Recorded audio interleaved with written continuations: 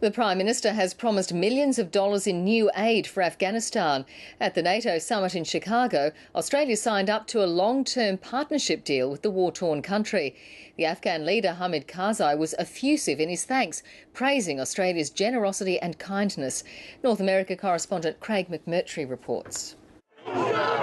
In furnace-like heat, thousands of protesters clash with riot police in downtown Chicago. A group of Afghanistan veterans threw their medals away in disgust. There were dozens of arrests and reports of injuries. As well, behind the police lines, the US President and NATO leaders sat down to map out the best way of ending the decade-long war. The loss of life continues in Afghanistan.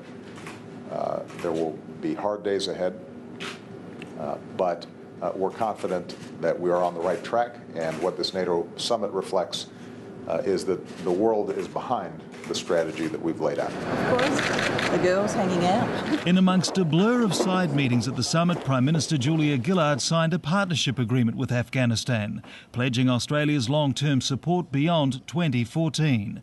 President Karzai praised Australian generosity, calling it a happy day. Bringing to Afghanistan the taxpayers' money of Australia to help our country. We will not abandon Afghanistan, that we will continue to be working with you. The Prime Minister announced an increase in Australian aid spending for Afghanistan from $165 to $250 million. This on top of the $100 million already pledged to support Afghan security forces. Australia remains the largest non-NATO contributor. It is in our national interest to be there.